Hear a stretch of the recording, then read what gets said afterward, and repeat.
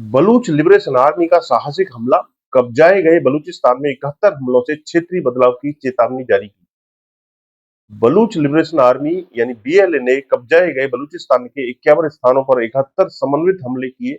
भारत और विश्व को पाकिस्तान की भ्रामक रणनीतियों और दक्षिण एशिया में अपरिहार्य बदलाव की चेतावनी जारी की।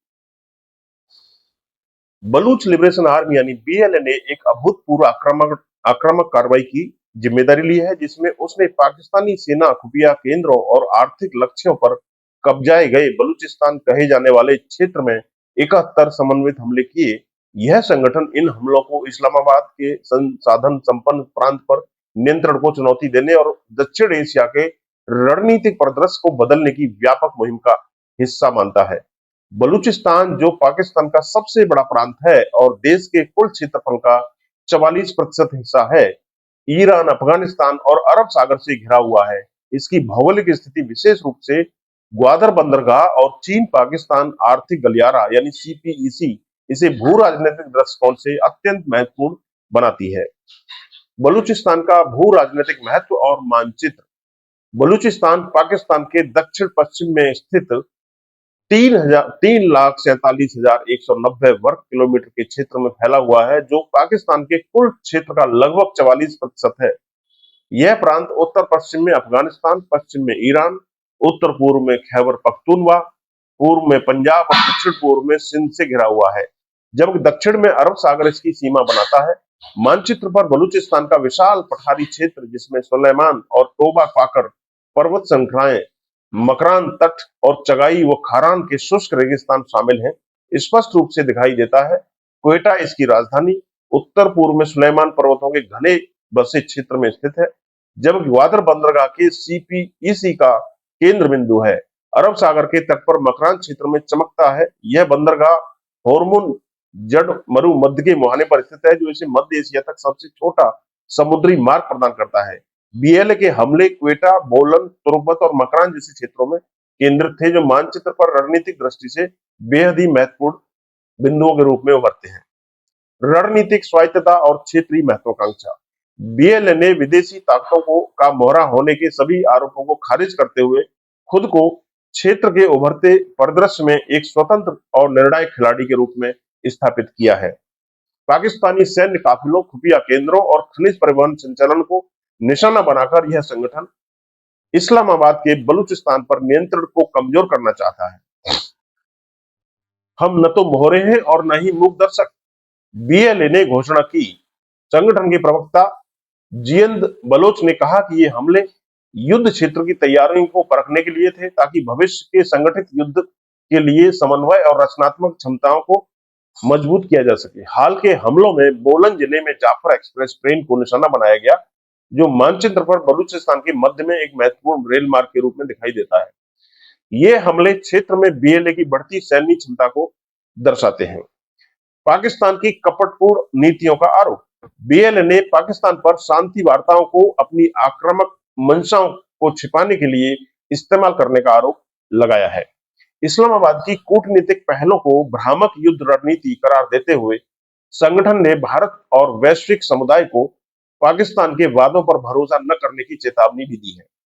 पाकिस्तान का हर संघर्ष विराम प्रस्ताव खून से सना हुआ है, बीएलए ने कहा। यह आक्रामक कार्रवाई भारत पाकिस्तान के बीच बढ़े तनाव के दौरान हुई, जिससे बीएलए की इस्लामाबाद की सेना के खिलाफ नया मोर्चा खोलने की मंशा स्पष्ट होती है। मानचित्र पर बलूचिस्तान की ईरान और अफगानिस्तान के साथ सीमाएं, विशेष रूप से मकरान और चगाई क्षेत्र, सीमा पार तनाव और आतंकवादी गतिविधियों के लिए संवेदनशील बिंदु हैं, जैसा कि हाल के ईरान पाकिस्तान हवाई हमलों में देखा गया। आतंकवादी राज्य के खिलाफ वैश्विक समर्थन की मांग। बीएलए ने पाकिस्तान की खुफिया एजेंसी आईएसआई पर लश्कर-ए-तैयबा और आईएसआईएस जैसे आतंकवादी समूहों को पोषित करने का आरोप लगाया। संगठन ने भारत सहित अंतर्राष्ट्रीय समुदाय के से राजनीतिक, कूटनीतिक और रक्षा समर्थन की भी अपील की है, ताकि एक स्वतंत्र बलूचिस्तान देश स्थापित हो सके। बीएलए ने चेतावनी दी कि पाकिस्तान का परमाणु शस्त्रागार उन्मादी सैन्य नेतृत्व के हाथों में वैश्विक सुरक्षा के लिए बहुत बड़ा खतरा है।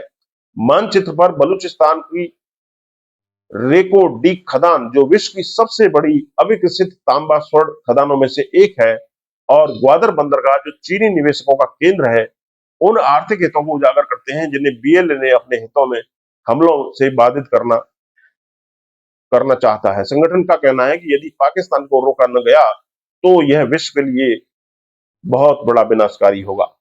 बलूचिस्तान की ऐतिहासिक उपेक्षा और संघर्ष। बलूचिस्तान जो प्राकृतिक गैस, तांबा और स्वर्ण जैसे संसाधनों से समृद्ध है, लंबे समय से इस्लामाबाद की आर्थिक उपेक्षा का शिकार रहा है।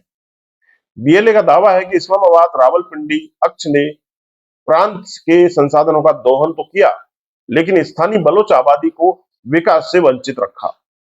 मानचित्र पर बलूचिस्तान की विरल आबादी, जो देश की कुल संख्या का केवल 6% है, और इसकी शुष्क पहाड़ी भूभाग प्रांत की आर्थिक और सामाजिक चुनौतियों को रेखांकित करता है। यह क्षेत्र 1948 से स्वायत्तता और आत्मनिर्णय की मांग को लेकर उथल-पुथल का गवाह रहा है, जिसमें 1950, 1960, 1970 और 2023 के बाद कई विद्रोह शामिल हैं। बीएलए का वर्तमान आंदोलन इस ऐतिहासिक संघर्ष का हिस्सा रहा है। चुनौतियां और भविष्य की संभावनाएं। बीएलए के हमलों ने वैश्विक ध्यान आकर्षित किया है, लेकिन चुनौतियां बरकरार हैं। पाकिस्तान के सेना प्रमुख जनरल असीम मुनीर ने इन हमलों को बेहद कमतर आंकते हुए दावा किया है कि यह केवल 1500 व्यक्तियों का एक विद्रोह है। इस्लामाबाद ने बीएलए को विदेशी समर्थन प्राप्त आतंकवादी संगठन करार दिया, जिसे बीएलए ने खारिज कर दिया। मानचित्र पर बलूचिस्तान की अफगानिस्तान और ईरान के साथ लंबी छिद्रपूर्ण सीमाएं विदेशी हस्तक्षेप और आतंकवादी गतिविधियों के लिए जोखिम को दर्शाती हैं। बीएलए का मानना है कि भारत जैसे देशों से समर्थन उनकी स्वतंत्रता की लड़ाई को मजबूती दे सकता है। यदि पाकिस्तान की नीतियों को अनदेखा किया गया तो यह क्षेत्रीय और वैश्विक शांति के लिए दीर्घकालिक खतरा बन सकता है। बीएलए के साहसिक हमले और चेतावनियां दक्षिण एशिया में बढ़ती अस्थिरता का संकेत देती हैं। बलूचिस्तान का संघर्ष तेज होने के साथ विश्व को पाकिस्तान की अस्थिर भूमिका पर गंभीरता से ध्यान देना होगा।